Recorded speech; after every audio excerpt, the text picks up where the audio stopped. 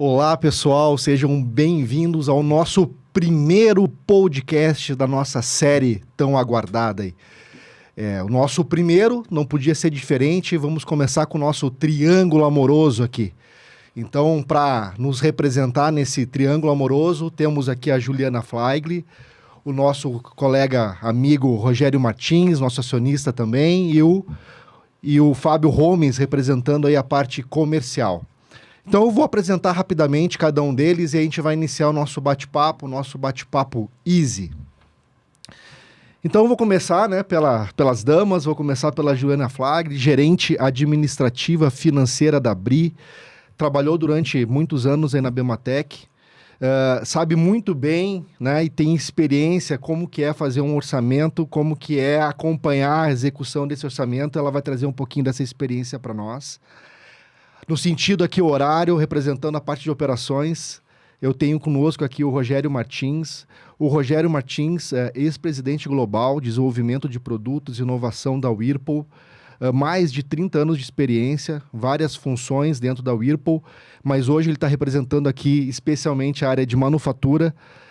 Ele também, agora, né, nesse momento de carreira, ele está trabalhando como consultor, está trabalhando como mentor, trabalhando como conselheiro de algumas empresas, entre elas o Grupo Madalosso, Madeira, Prática, Ângelos, Capazzi e a Reinjunca 360. Também está fazendo parte do grupo de empresas que o Rogério está orientando. E aqui na direita, o nosso amigo Rogério Homes, também muito tempo aí de estrada, trabalhando na área comercial, né, sempre como executivo de vendas, e hoje representando essa parte mais simples do triângulo amoroso, que é o comercial. Que vender é fácil, todo mundo sabe. O difícil é ter dinheiro, o difícil é produzir. Vender é a parte mais fácil da história. É simples, né? É simples. É easy. É easy. Perfeito. Então, pessoal, a ideia é que a gente converse em dois momentos. O momento que é o momento que a gente está fazendo o nosso orçamento, né? Então, a gente está olhando para o ano seguinte, onde a gente não começou a escrever esse livro, que é o livro de resultados da empresa. E aí, a gente tem várias expectativas, a gente tem várias ideias sobre esse futuro que um dia vai chegar. Normalmente, a gente começa fazendo ali em setembro para entregar em novembro, algo que vai começar só no ano seguinte. Então, é fácil de prever, é fácil de fazer. E depois eu quero abordar um pouquinho o tema com vocês sobre a execução desse orçamento. Aí a gente está falando do mês, a gente está falando no momento das vendas, a hora que a magia acontece. Onde aquele orçamento que foi previsto lá, ele está acontecendo sob forma de receita, produtos. Qual que é o nosso objetivo? Trazer esses 3 pontos de vista que são muito importantes para as empresas, que são áreas que são complementares, mas que no dia a dia nem sempre elas conseguem trabalhar de maneira conectada. Vendas, operações, finanças. Será que é easy? Vamos falar isso agora aqui no nosso Papo Easy. Então eu vou fazer algumas perguntas aqui, a gente vai trocar algumas ideias. E eu queria começar pela Juliana. Juliana, Olá. como que é o processo de orçamento? Como que começa? Como é que faz? Quais as informações que você busca? Como é que você vai? Começa pela receita, pela despesa? Como que funciona isso? Então, geralmente, né, o coração do orçamento, ele começa na parte de vendas, né? Uhum. Então, vendas é que vai dizer para a gente o que vem para o ano seguinte, né? A previsão, que tipo de produtos a gente vai vender, com relação a volume, quantidade. Então, tudo começa aí. Porque a partir do orçamento de vendas, a gente vai definir qual vai ser a necessidade de recursos na fábrica, o que eu vou ter que comprar, que matéria-prima que eu vou ter que ter dentro de casa, né? E a partir daí eu vou também entender o meu orçamento do back-office, né? Então, conforme esse orçamento de vendas, conforme a fábrica, eu vou atrás também no meu recurso de back-office para poder atender toda essa operação. Então, eu falo, né, tanto todos os serviços, né, que envolvem o back-office, como também as pessoas, né? Então, para variar, sempre o comercial é o culpado de tudo, vendas, né? Então, se vendas começa a atrasar esse orçamento, a gente já começa a atrasar todas as áreas, porque a gente depende de vendas para poder definir o restante do orçamento, né? E é com vendas que a gente vai discutir depois se os índices lá no final do nosso resultado vão atender ao que os donos da empresa estão esperando, né? Então, muitas Acho que é um vezes... ponto bem interessante, porque por mais que vendas te tragam uma previsão do que vai ser vendido, ela tem que ser atrelada a um desejo. E esse desejo vem dos acionistas, dos donos da empresa, o que eles imaginam de resultado no próximo ano. Sim. E como é que o comercial se comporta com relação a isso? Então, comercial, ele vai passar, geralmente a gente começa ali com uma primeira versão e aí a gente vai entender, né, se realmente o que o comercial está propondo são os produtos que têm mais margem, menos margem, e aí a gente vai ajustando isso de acordo com a expectativa, né, dos donos da empresa ali, né, do conselho, né, dos sócios. Então, a gente precisa ajustar para ver se realmente esse perfil de vendas ele vai se encaixar dentro das necessidades da empresa e, claro, no final, vai pagar as contas da empresa, né? Então, a gente precisa ter tudo isso no radar na hora de construir esse orçamento. Gomes, partindo do princípio que você tem que passar essa informação, que alguns diriam que vai ser escrita em pedra, né? Sim. Isso vira um compromisso. Sim. E aí depois não tem meta, não tem variável atrelado a isso. Então, fala para nós aqui, você já lança a primeira versão, aquela que é aquela versão realmente para valer, ou você já sai com uma versão um pouquinho mais conservadora aí? Com gordura, boa e velha manga, né? Que fica. Bom, primeiro quero agradecer o convite, um prazer estar aqui, né? Com todos vocês. Para a gente bater papo aqui sobre esse assunto que é bastante importante em qualquer segmento de atuação de qualquer empresa, né? Uhum. E eu estava ouvindo aqui a Juliana comentar e para mim até, Cris, vou fazer um parênteses antes de responder essa tua pergunta, que eu acho que ela é importantíssima sim, que são os interesses atrelados a cada executivo, a cada área da empresa, né? Que com certeza influenciam o que você... É muito difícil um executivo que está à frente do negócio não ser contaminado, envolvido pelo interesse que ele sabe que vai ter na sequência.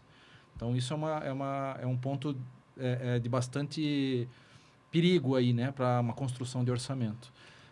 Porém, eu ouvindo a Juliana, até já me vem na cabeça automaticamente, né, o desafio que é para a área comercial, seja qual o modelo de negócio que está atuando, de você conseguir prever esse futuro, né? Cada vez mais a velocidade do negócio, a velocidade da mudança do consumidor, ou das ansiedades, ou do problema que está lá na ponta, ele muda cada vez mais rápido, né? Então, como que a gente consegue prever isso? Você estando ali, geralmente um orçamento começa em setembro, outubro, novembro, conforme a maturidade da empresa, né? Como é que você vai prever o que você vai vender dali 12 meses, né? Então, esse é um desafio bastante grande que eu percebo que muitas empresas não estão estruturadas para isso. É possível, sim, estruturar, mas muitas empresas acabam trazendo para a área comercial a solução desse problema. Né? Muitas vezes com não muito amparo, porque isso envolve intimamente qual é a estratégia dessa empresa, né? Então, eu sempre costumo dizer que o grande desafio para você ter um apontamento da área comercial assertivo é você ter conseguido trazer a estratégia para a operação. Porque fatalmente, fora o interesse, fora seja o que for, vai errar e vai errar muito. Se você pecar no primeiro passo, que é você conseguir trazer a estratégia desse negócio para a ponta, né? Para daí sim, vendas ou comercial, conseguir pensar o que vai vender no ano seguinte. Né? E eu acho que um ponto importante que você colocou, essa questão, né, que a gente falou de escrever na pedra, né? Mas eu acho que hoje, por essa mudança, essa velocidade, não é fazer o orçamento uma vez no ano e deixar ele lá, né, até o próximo orçamento. Você tem que acompanhar o mercado, as mudanças, né? E, né, tivemos até um ano de pandemia aí que praticamente todo mês a gente tinha que rever o orçamento, né? Então, acho que isso é importante também, rever, né? A cada 6 meses, a cada 3 meses. Então, cada empresa vai ter que colocar na balança e ver esse timing aí de rever os números, né? Esse timing, ele me faz pensar naquilo que a gente começou discutindo inicialmente, né? Os prazos. Precisamos aprovar uma peça orçamentária, um orçamento que vai valer para o ano que vem. O comercial tem os interesses dele, porque também não pode... Ele sabe que aquilo que ele vai colocar como objetivo, uma vez aprovado, vai virar algo que a empresa vai buscar, vai remunerar toda a equipe de vendas. E, por um outro lado, a gente tem que prever todo o CPV para poder colocar no orçamento, que é o custo do produto vendido. Só que o tempo cada vez passa, porque o comercial já nasce com uma versãozinha que talvez seja a versão inicial. E como é que funciona para a pessoa de operações, Rogério? Como é que ele se comporta? Porque ele não tem ainda informação de vendas, ele sabe que o prazo ele está esgotando, já está no momento de passar a informação, só que ele não sabe o que ele vai vender. Como é que funciona isso? Bom, boa tarde a todos. Um prazer estar com vocês aqui. Bom, nós ficamos sempre no fim da linha, né? E o cara do fim da linha tem sempre uma maior dificuldade. Tem que ter uma capacidade uma flexibilidade, uma capacidade de se adequar às diferentes necessidades. Agora, quando a gente está fazendo o orçamento, a gente precisa entender com muita clareza o que a gente precisa, né? Que se a gente não tem essa clareza, o que acaba fazendo, ou eu faço um orçamento para garantir que eu tenho folga para administrar todas as variações, ou eu vou botar minha cabeça a prêmio, porque vai sobrar para mim a incapacidade de atender aquela que a demanda está pedindo no dia a dia. O que normalmente acontece, a gente cria um meio caminho, né? E busca muita flexibilidade para poder fazer esses malabarismos, eu chamo, durante o dia a dia. A grande verdade é que isso sempre causa muita ineficiência, né? A maioria, 80% dos nossos custos das organizações estão em pessoas, em insumos, em investimentos, matéria-prima. E se você planeja isso com muita folga, né, para garantir a flexibilidade, isso é certeza de que você não vai estar tendo uma operação eficiente. Mas, normalmente, o que a gente vê acontecer no final quero um crescimento de X% acima da inflação. Uhum. Então, para isso, eu quero que aumente vendas e eu quero um corte aí de 10, 5% em... acontecendo isso. Mas não acontece, Rogério, na falta, porque o comercial ele acaba trazendo, até num primeiro momento, mais uma visão financeira. Ele não consegue explodir isso por família de produto e tal. Ele faz uma análise e o tempo está esgotando, ele leva para o financeiro uma parte mais ideia de dinheiros, né? E você não recebeu os produtos ainda. O que você faz? Você olha o retrovisor, pega o que você vem produzindo, em cima daquilo você estima o que você vai gastar? Quando não tem essa clareza, a saída que a gente tem hoje é fazer uma média. Uma média histórica, né? Obviamente sempre buscando o desafio na sua eficiência de entregar, mas olhando muito para o retrovisor, né? Uhum. O que é um grande perigo, porque... como o Xará falou aqui, a gente tem necessidades diferentes dos nossos consumidores a todo dia, né? Concorrentes jogando de forma diferente. E a certeza que se tem quando não se tem essa clareza, a granularidade da informação do que realmente a gente precisa produzir, a certeza que vai faltar alguma coisa, ou que a gente vai fazer muito estoque e daí vai judiar do caixa da empresa. Tanto seja ele de matéria-prima ou seja de produto acabado. Então, entender claramente o que precisamos produzir com a antecedência necessária é fundamental. Se a gente não tem isso, podemos ter a certeza que a gente vai perder um pouco do dinheiro, com certeza. Juliano, o tempo vai passando, está na hora de entregar o orçamento. O pessoal do comercial já está na 3ª ou 4ª revisão. O pessoal de operações já até te entregou o que vai gastar. E a conta não fecha. E aí, exatamente, eu já ia falar. Aí na hora que você vai fazer lá o DRE, que é o demonstrativo de resultado, o que você enxerga? Aumentou os custos, diminuiu a receita de um ano para outro? E aí, como é que funciona isso? Aí volta para revisão, começa de novo, até a gente acertar. Ou entender, né, o porquê daquilo, né, tentar encaixar esses números aí. É fácil gerar esse consenso entre operações e muito fácil. comercial?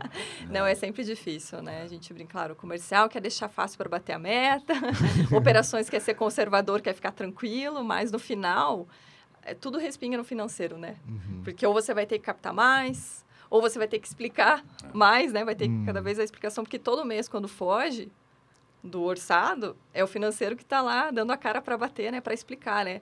Por que está diferente, por que variou. Por que a gente não vendeu o que tinha que vender, né? Claro que o comercial tem que explicar, mas quem está lá dando a cara para bater é o financeiro, geralmente, né?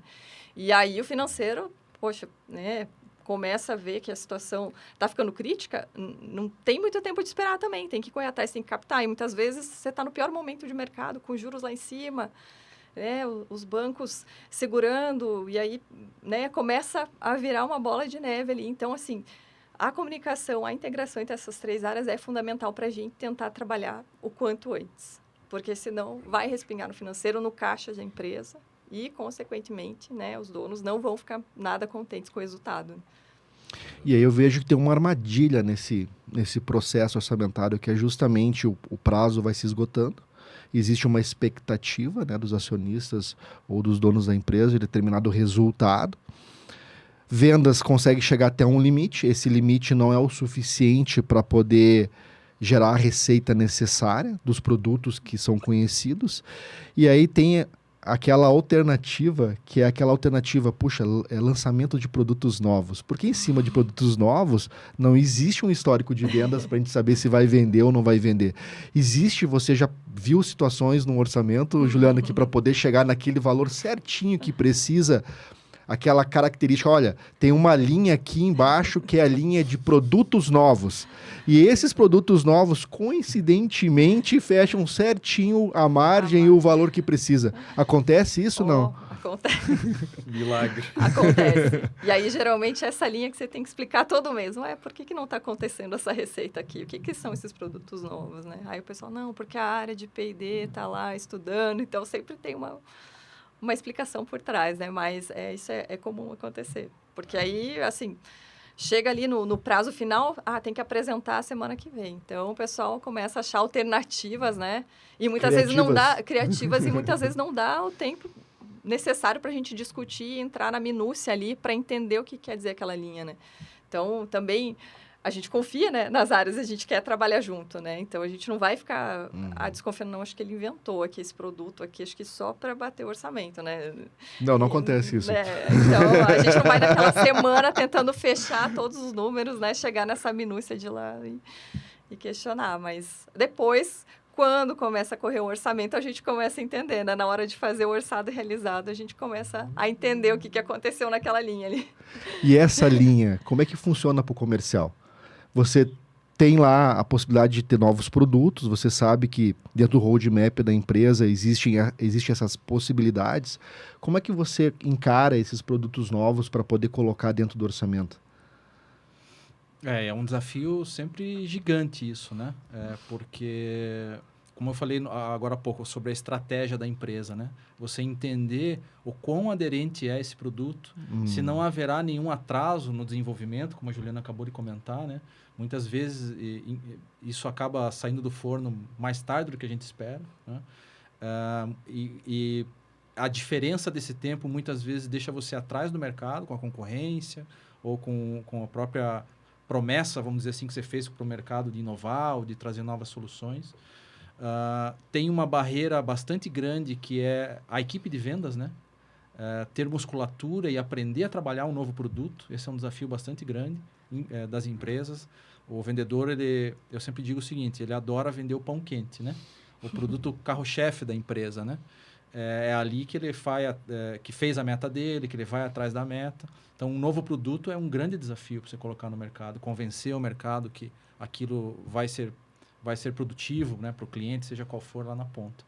Então, novos produtos para vendas é sempre um desafio bastante grande de colar. Lógico, quando a gente acerta a mão, é o case de sucesso, né? Que aí realmente resolve todo o problema da empresa. Mas quantas vezes a gente consegue acertar a mão, né, de um novo produto, né?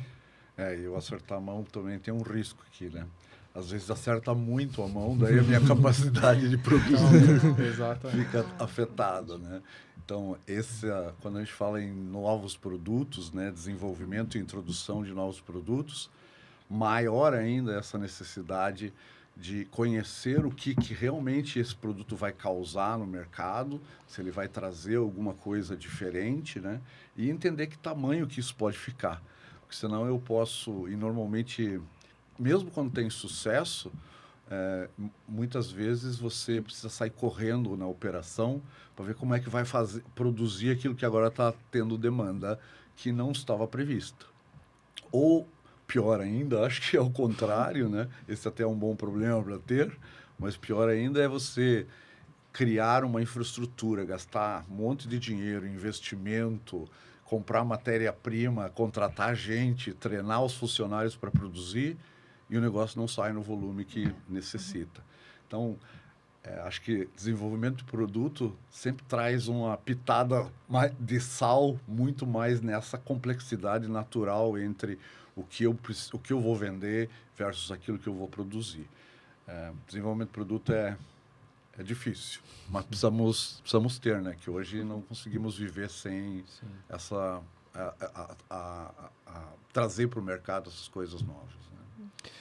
E sob o ponto de vista de manufatura, Rogério, você tem lá um orçamento que você está elaborando de despesa, o que você precisa comprar de matéria-prima, contratar pessoas, desenvolver pessoas, equipamentos, etc. O tal do OPEX, o tal do CAPEX, que é para poder fazer essa composição do orçamento.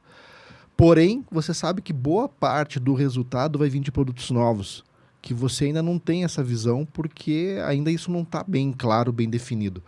E você não tem o retrovisor para olhar e dizer, puxa, eu me oriento como? Como é que você faz isso enquanto manufatura?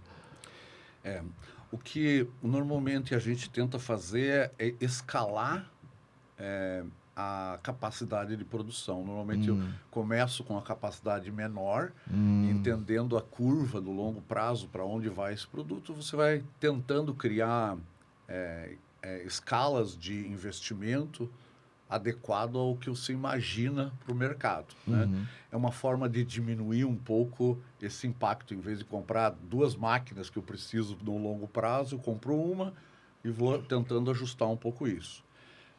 Mas precisa acertar o número.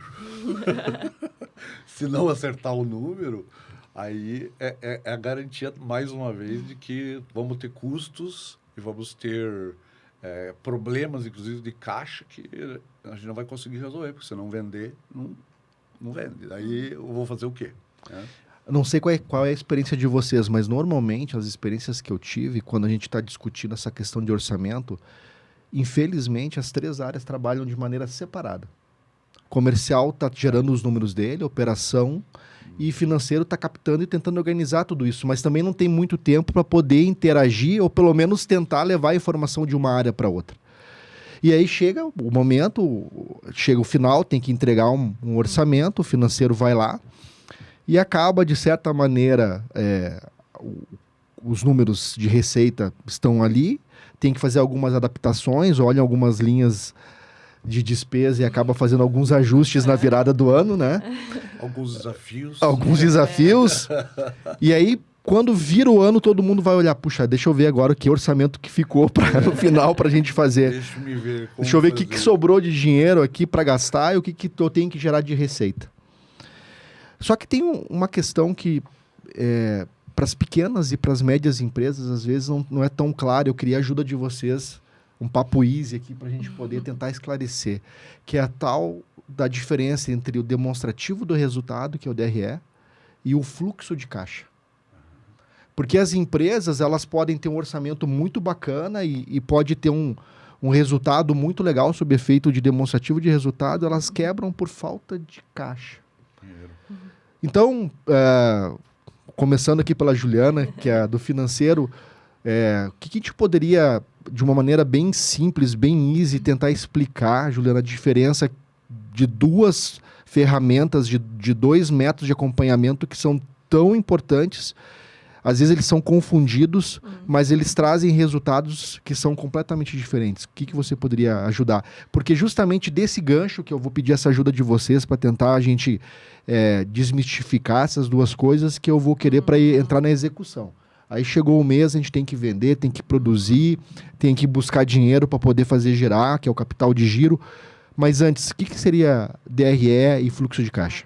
Então, acho que uma maneira bem easy, né, de entender, acho que a gente tem que pensar o seguinte, eu vendi, tá lá minha receita, vai estar lá na minha DRE, mas não quer dizer que o dinheiro já está no banco. Então, acho que essa é a maneira mais fácil de você pensar. Nos números, lá na contabilidade, no demonstrativo, ele vai estar lá, você tem uma receita. Mas pode ser que todo esse valor esteja lá no seu contas a receber, né? Porque você pode ter uma inadimplência, você pode ter um atraso, né? Então, não quer dizer que porque eu vendi, o dinheiro já está no meu bolso. Então, acho que essa é a maneira mais fácil, assim, de explicar essa diferença, né? O tempo das coisas, então? O tempo é diferente. O fato de você vender não significa que o dinheiro entrou na conta. Entrou na conta. Tem prazo. A não ser que você venda tudo à vista, mas é muito difícil, né? Então, acho que essa é a maneira mais fácil de entender, fora, né, N situações de ajustes contábeis, provisões, né? Então, tem várias coisas no demonstrativo que não afetam diretamente o caixa, né? E sim na tua linha final de lucro ou prejuízo. Mas o que vai dizer, né, se você está com dinheiro em caixa ou não, realmente vai ser lá no teu balanço, quanto você tem realmente na conta bancária, quanto você tem no teu contas a receber. E no teu estoque, né? Para você entender onde é que está o dinheiro, né? Porque muitas vezes está lá no estoque. Então, se eu não vendi o que eu tinha que vender, meu dinheiro está dentro da empresa? Tá, mas está lá dentro do estoque parado. Né? Os três demonstrativos têm que trabalhar sempre em paralelo, né? Cuidar do DRE mesmo, para ver se aquilo dá lucro, né? Se aquilo faz sentido economicamente. Eu preciso ver como é que está a minha conta do banco, porque não necessariamente eu posso precisar comprar mais coisas do que... e eu preciso de dinheiro para comprar, né? Do aquilo que eu estou recebendo, que é o caixa mesmo. E aí, olhar o balanço, que daí você considera a visão mais macro, para você entender tudo, a tua operação como um todo, como é que ela está funcionando. E hoje tem muita confusão nisso. Tem muita gente que não consegue separar essas coisas, mistura muito, e muita gente se perde nisso e perde grandes oportunidades como empresa mesmo. É muito difícil. Por exemplo, se eu precisar hoje investir num equipamento na minha fábrica, esse dinheiro vai precisar sair. Tudo bem, no meu DRE isso nem conta, não está nem ali, né? Está lá fora. Mas eu preciso ver se o meu caixa é suficiente para poder comprar esse equipamento. Né? Então, às vezes, as pessoas confundem isso e botam bons negócios porque não conseguem olhar as dimensões diferentes dos demonstrativos financeiros. Muitas. E por isso a nossa briga eterna, né, com o comercial. Eu quero dar mais prazo, eu não vou conseguir fechar essa proposta, eu preciso dar 180 dias para pagar. E aí eu fico financeiro. Não. Por quê, né? Porque isso é DRE ou fluxo de caixa? Fluxo de caixa. Quanto mais eu estendo o meu prazo, mais vou demorar para receber. E aí, no meio do caminho, vai faltar dinheiro, né? Então, é a nossa briga eterna, né, Fábio? A gente já brigou bastante, né, por causa disso. Eu costumo dizer que é muito importante cuidar com as metas de vendas, né? Eu sempre falo isso, assim, cuidado com o que você pede para o teu time de vendas, porque invariavelmente ele vai atrás e executar aquilo, né? Da forma com que cada vendedor ou cada gestor de vendas acha que é mais viável entregar o número. E aí a gente começa a encontrar essas anomalias, né? De vender a um prazo que não está orçado, ou muitas vezes ele mesmo participou daquela construção lá meses atrás, mas não atualizou a informação, e aí agora tem uma oportunidade de venda de um produto que não tem no estoque e não tem caixa para produzir, né? Em empresas que são com capital mais justo, enxuto ali, né? Então, há um cuidado, e eu concordo com o que o Rogério falou, né? De você entender essas várias dimensões, né? Eu vejo muitas vezes isso, a turma de vendas, vamos lá, a gente precisa encontrar uma solução de trazer X mil reais, milhões de reais, dinheiros, e não uma estratégia de produto, preço, né? E tudo mais. Então, eu sempre friso isso, cuidado com o que você coloca como meta da equipe de vendas, porque isso pode ser o início da desorganização, né? Isso que a Juliana brincou aqui, que é sempre o embate que acaba ficando entre operações, vendas e financeiro. Né? E eu vejo muitas vezes o processo de planejamento na visão do DRE. E aí dá pau no caixa, porque se você não tiver uma visão clara de quanto que você vai precisar de dinheiro mesmo durante o ciclo, adeus. Você vai chegar no momento de não ter dinheiro que precisa comprar alguma coisa, porque você fez um orçamento olhando só para o DRE. E tem muita gente fazendo isso, e é um problema muito sério, porque depois daí tem que sair correndo atrás de dinheiro. Como ela falou, a gente acaba tendo, em alguns momentos, paga um dinheiro muito caro, né? Que começa, volta e afetar o seu DRE. Mas ter esta visão das diferentes dimensões financeiras quando você faz um orçamento é fundamental. Eu hoje vejo muita gente fazendo orçamento olhando só o DRE. A gente tocou numa palavra aqui que eu acho que é uma palavra-chave, que a gente vai estar abordando isso quase que em todos os episódios aqui do Papo Easy, que é o tal do estoque. Aonde que eu enxergo o estoque? Eu enxergo o estoque no DRE?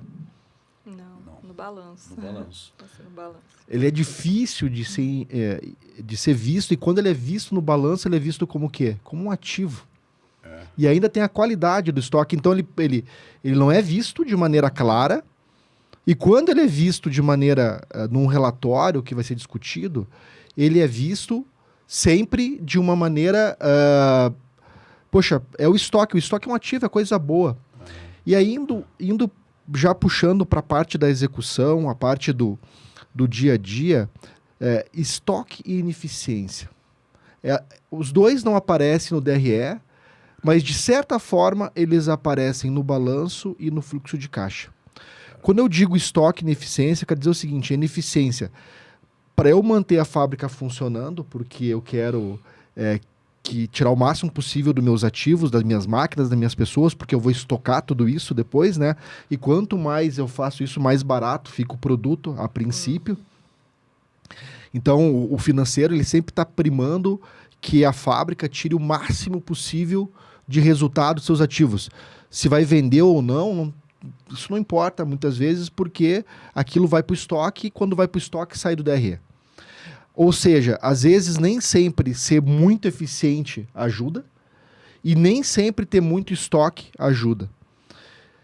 Aonde que a gente consegue enxergar isso na hora de executar o plano? Fiz o orçamento, agora vai começar a rolar o mês. Eu tenho que cumprir o que eu disse que eu ia gerar de receita, e aí o comercial muitas vezes não está olhando isso sob o ponto de vista de produto, ele está vendo isso sob o ponto de vista de dinheiros. Operações, ele tem já uma série de matéria-prima, máquina, recursos que foi dimensionada para fazer determinados produtos, e o financeiro tem uma margem para poder olhar. Então eu queria começar pelo comercial. Quando você vai buscar o mês, Fábio, quando que você vai orientar a sua equipe para ir lá e, cara, eu tenho que trazer esse resultado, bater a meta, porque comercial vive de variável. E como eu já ouvi várias pessoas do comercial falando, o pessoal do comercial não tem passado.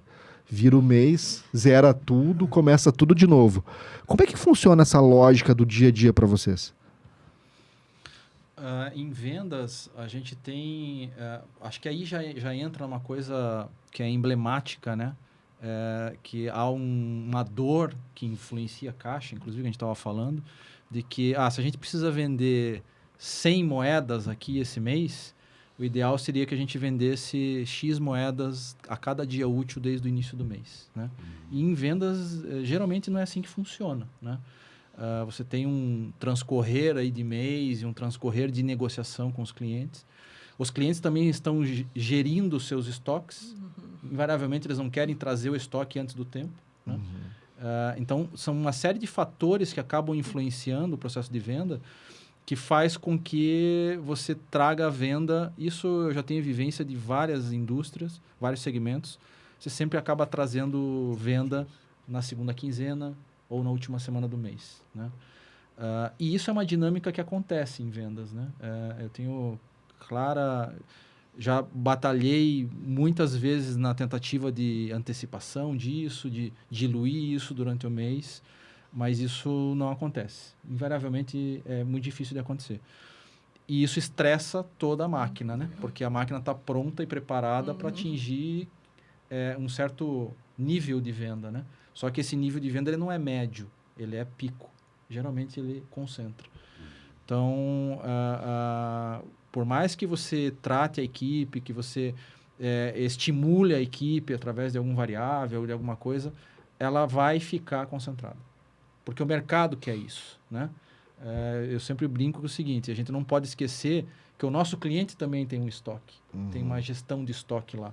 E ele vai trazer o produto, ele vai querer trabalhar com o dinheiro do fornecedor na maior parte das vezes, né?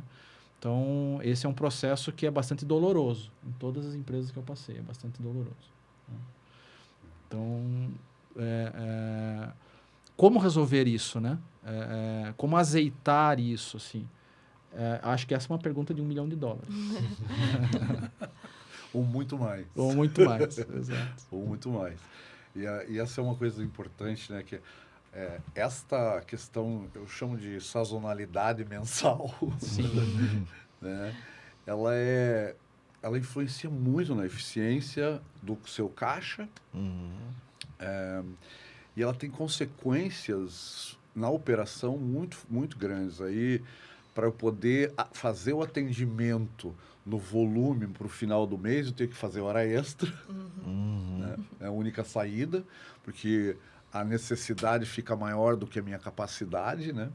Então, o único jeito que eu tenho para fazer é fazer hora extra ou tentar aumentar a minha produtividade, mas a curto prazo, normalmente, isso não acontece, né? Eu faço hora extra, meu custo aumenta, ou eu faço estoque de produto acabado, que aí judia do caixa. Então, esta equação da sazonalidade mensal é uma coisa que precisa ser feita muito em conjunto e eu não vejo que nenhum plano de médio ou de longo prazo consiga equalizar isso. Essa é uma coisa que tem que acontecer no dia a dia. Comecei a operar, eu tenho que estar sempre com essas funções ou com esses tripartícipes aí, conversando para poder fazer os ajustes necessários para evitar esses impactos, tanto no caixa quanto no meu custo propriamente dito, né? Às vezes eu tenho que comprar matéria-prima muito rápido, aí eu não consigo comprar porque o meu fornecedor já tem o seu próprio planejamento de produção, e aí eu tenho que comprar de outro. A que preço? Às vezes, um preço completamente diferente. Então, eu não consigo ver um planejamento de longo prazo com tanta eficiência. Eu acho que ela precisa acontecer no cotidiano, no dia a dia, para você fazer os pequenos ajustes. Obviamente, tem que olhar o macro inicialmente, mas depois precisa monitorar e gerenciar continuamente essa demanda, essa necessidade e a minha capacidade de produção. Então, no dia a dia. Juliana, observando aqui o Rogério e o Fábio, né? A gente tem a questão onde a gente está acompanhando o cliente, está monitorando os estoques do cliente, né? Para poder ver o momento certo de chegar lá e oferecer mais produtos para ele. A gente vê a operação tentando apostar ou adivinhar, porque ela não vai conseguir fazer na hora, muitas vezes, e aí tendo que, quando é necessário, ter uma reação muito rápida, né? Porque não acontece isso, mas às vezes pode acontecer que de um pedido de 10 itens diferentes só falta um e aquele um impede que aquele faturamento de R$1 milhão aconteça. Não acontece isso, né? Não acontece. Mas pode ser que aconteça. Só que nas experiências que eu tenho, a minha percepção é que isso fica, depois no dia a dia, fica muito uma coisa de operações e comercial. O financeiro, ele meio que se distancia disso. Porque o financeiro, ele está jogando com a regra debaixo do braço, que é um orçamento que foi realizado. E muitas vezes parece que daí vira o mês, fecha os números, aí o financeiro, olha, agora vamos ver o que a gente fez de receita, despesa e o resultado. Como que você acha que o financeiro ele pode, de certa forma, não esperar o mês virar e começar desde cedo participar dessa discussão que às vezes até está acontecendo de maneira desassociada? Você já participou de uma experiência onde o financeiro ele tinha uma atuação mais presente durante o mês? Ou normalmente é isso mesmo, vira o mês, aí você vai apurar todo o resultado para ver onde que está o gap? Olha, tem ambas as situações. Então, tem a questão que você acaba sendo meio que refém, né? Porque gera-se uma expectativa e aí você vai descobrir lá na última semana que essa expectativa não vai ser atendida. E aí, às vezes o financeiro não tem muito como reagir, né? Porque né? O mês todo veio aquela expectativa. De repente, na última semana, deu tudo errado. Então, muitas vezes o financeiro não tem, porque o financeiro está ali. O papel é, ó, gente, a meta é essa, está aqui, vamos lá. É ajudar a puxar e deixar claro, né? Esses números, essas metas. Mas, muitas vezes, a gente acaba sendo refém mesmo, porque parece que tudo acontece na última semana do mês, né? E aí, eu acho que um ponto importante também que acontece em muitas das empresas é a questão da dependência. Então, às vezes, você depender de um grande projeto, de um grande cliente. Então, isso, assim, é fatal. Então, acho que a capilaridade é importante, né? Quanto mais você conseguir distribuir a tua carteira, você fica mais tranquilo. E eu acho que é uma forma de você tentar distribuir melhor isso durante o mês. Porque cada cliente vai ter ali, né, o seu controle do estoque, a sua necessidade. Agora, quando você cria uma dependência muito grande, aí a probabilidade disso acontecer na última semana ali e todo o planejamento ir por água abaixo é muito grande. Verdade. Quando a gente está falando de um processo de previsão de demanda, né, que a gente está fazendo todo esse acompanhamento para ver como que essas coisas podem, de certa forma, de maneira colaborativa ou quantitativa, a gente buscar essa linha, essa direção, a gente, às vezes, acaba se defrontando com algumas situações. E eu queria ver se existe uma maneira ou não, ou se faz parte do jogo isso, Fábio. Por exemplo, quando a gente está olhando o retrovisor, a gente está olhando para as vendas que aconteceram em algum ponto do passado e está tentando fazer algum tipo de análise com base quantitativa, a gente não enxerga algumas coisas que são estímulos para que a venda aconteça. Sim. E muitas vezes esses estímulos, eles não são previamente discutidos. São alavancas que o comercial lança a mão para poder atingir aquele objetivo no mês. Só que isso eu costumo chamar de vendas não naturais. Você acaba gerando uma necessidade que talvez o cliente não tenha naquele momento, mas para poder aproveitar alguma promoção, algum prazo e tal. Como é que funciona esse tipo de, entre aspas, motivação que o comercial faz para poder chegar no número que precisa no final do mês, e como que você entende, no teu ponto de vista, que isso acaba impactando tanto na parte de ciclo de fluxo de caixa, quanto na parte de qualidade do estoque? Bom, vendas está na ponta, né, vivenciando um organismo vivo, né, que é a economia. A gente tem ações da concorrência, um momento econômico mais aquecido, menos aquecido, que pode fazer girar estoque ou não lá na ponta do nosso cliente, por exemplo. E vendas vai monitorando e vendo isso. Chega no final do mês, como você falou, independente do cenário que exista na ponta, precisa entregar os dinheiros que o orçamento pede. Chega um momento em que você já sabe que você não vai encontrar a entrega do teu orçamento dentro dos produtos que estavam orçados. Então, você vai ter que lançar algumas ações para você trazer os dinheiros para dentro de casa, né? E isso pode ser fomentado ou iniciado por vários motivos, como eu falei, né? Ação de concorrente, ação governamental, às vezes, né? Ou de economia. A questão é, o grande veneno para mim que existe nesse momento é a falta de comunicação. Né? Então, quando vendas está fazendo Perfeito. isso lá na ponta para tentar solucionar o problema dele, invariavelmente não existe um processo de comunicação que traga isso para dentro de casa. Né? Para que sente com operações, sente com o financeiro, fala, olha, divida isso, né? Compartilhe isso.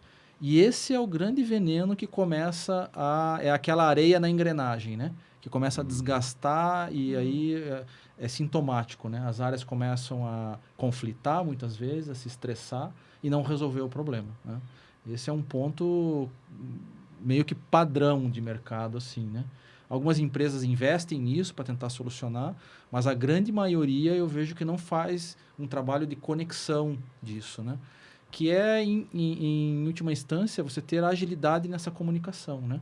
Até para vendas entender que talvez não seja o melhor caminho fechar aquilo, né? Fechar aquele negócio. mas eles vão fechar, eles vão trabalhar para isso se não tiver essa orientação, essa comunicação. E notem que isso é uma coisa muito ágil, né? Não é uma coisa que eu posso planejar, pensar para o mês que vem. Às vezes eu estou com aquilo naquela semana, que muitas vezes é no final do mês, né? Ou naquela quinzena. Então, esse é um grande desafio para as empresas, né? Quando você fala em comunicação, Fábio, visibilidade, controle, me volta de novo a questão do estoque. Porque nessas horas o comercial fala assim, cara, eu queria muito enxergar o que tem no estoque para vender e eu não consigo enxergar. Pô, cara, eu só quero saber quanto que tem de determinado produto. E aí vai falar com o cara de operações, qual que é a resposta? Depende. Por quê?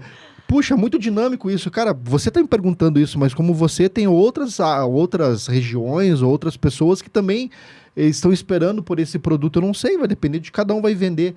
Como é que funciona essa questão dinâmica do estoque? Porque o comercial está lá na frente, tem que tomar uma decisão.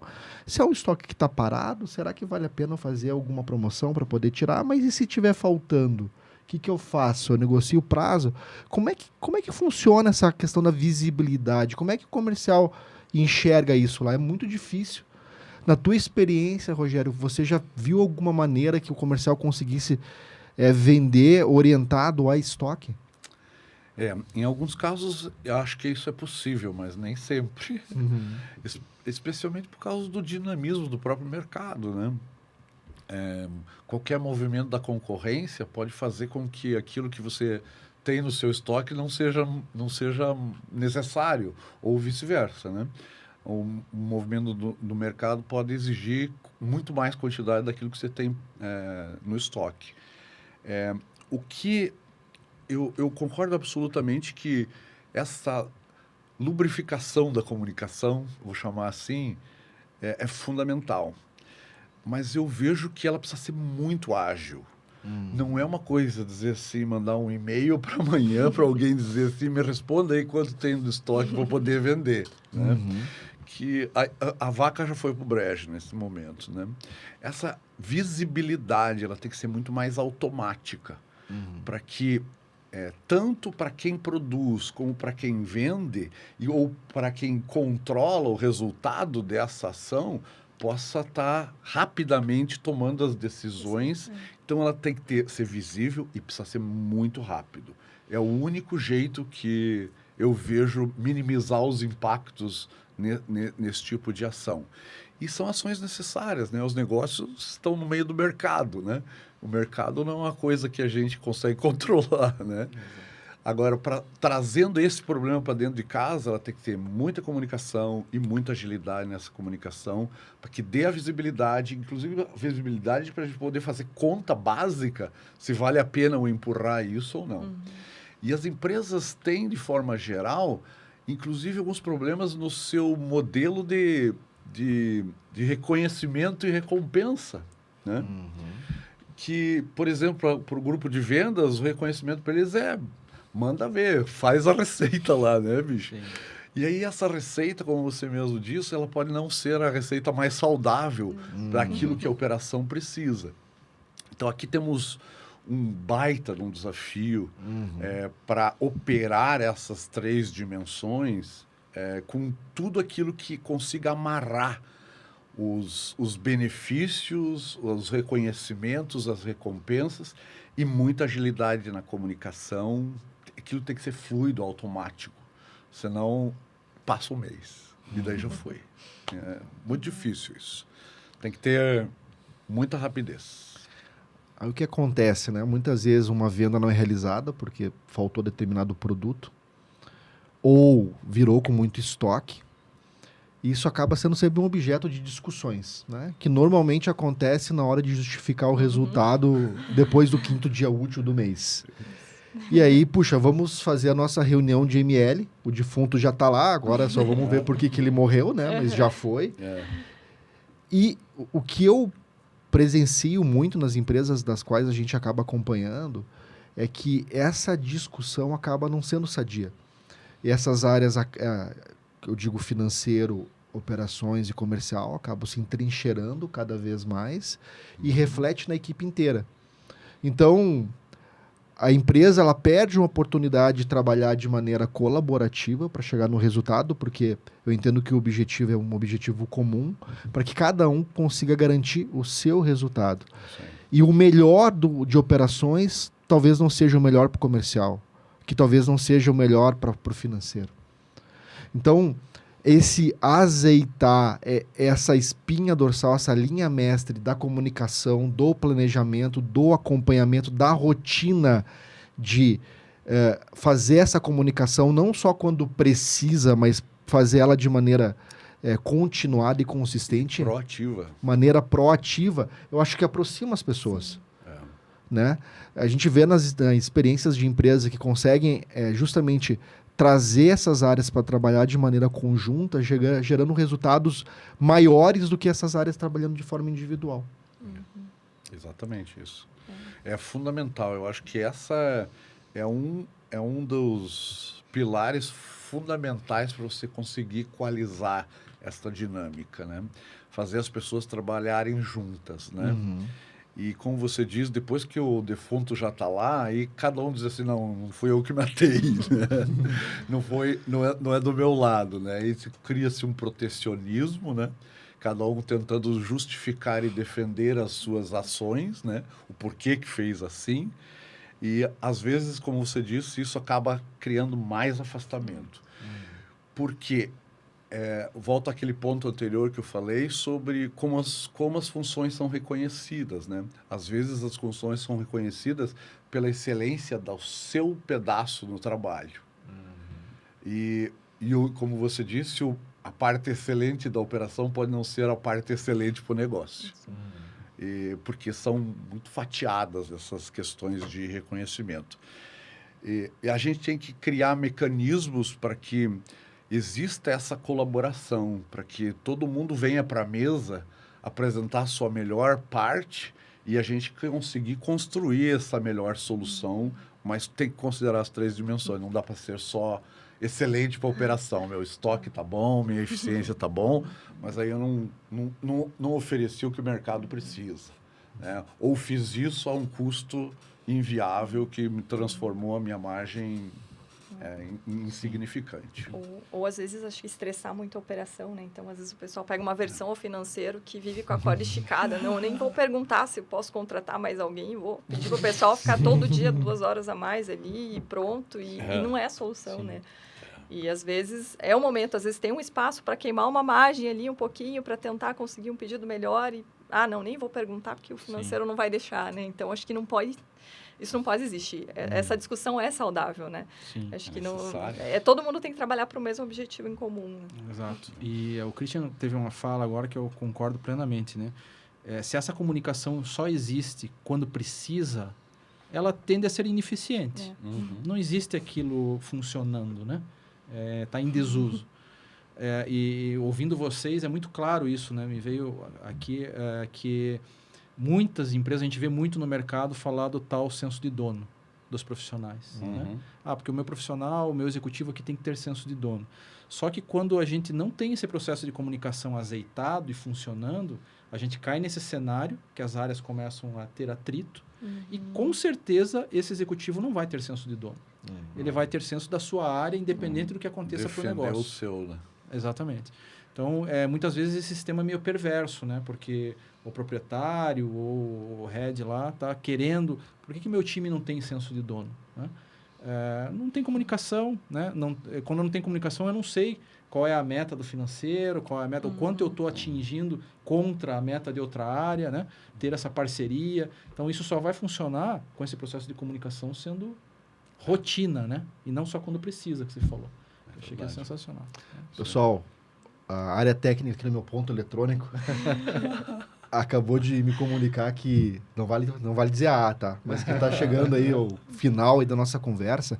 Mas eu não gostaria de encerrar o nosso primeiro episódio com esses 3 feras aqui nos prestigiando, de deixando uma mensagem no ponto de vista de cada um de vocês. Qual que é o objetivo de uma empresa? Então, qual que é o objetivo principal de uma empresa no teu ponto de vista, Juliana?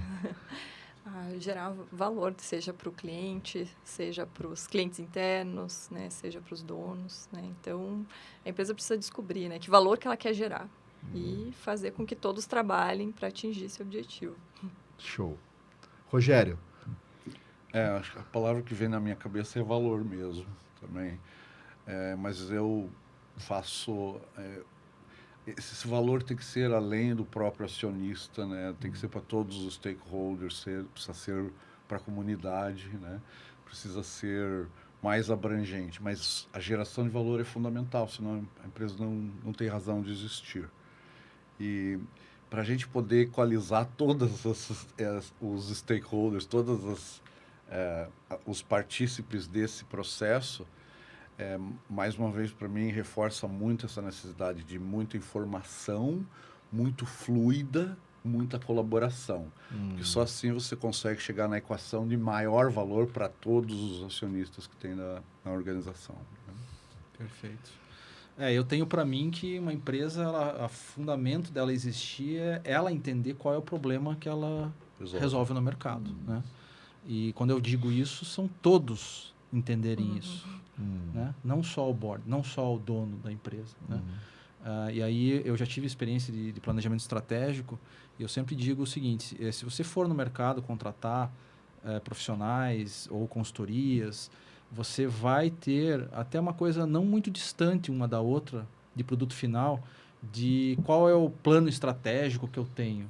O desafio da empresa é justamente isso, né? Ela conseguir trazer a sua estratégia para a operação. Conseguir fazer com que todos entendam qual o problema que a gente está solucionando no mercado, né? E esse é o ponto fundamental que eu acho que uma empresa tem que ter. Feito isso, tudo vai acontecer. Essa é a minha visão. Brigadão. Foi muito especial começar com vocês. Já fica já um pré-convite, né? A gente vai ter novos temas, a gente vai falar de estoque, vai falar sobre fluxo de caixa, vai falar sobre mercado. E a gente faz o convite aí para, nos próximos episódios, a gente voltar, retornar e bater esse papo aí com vocês, esse papo easy.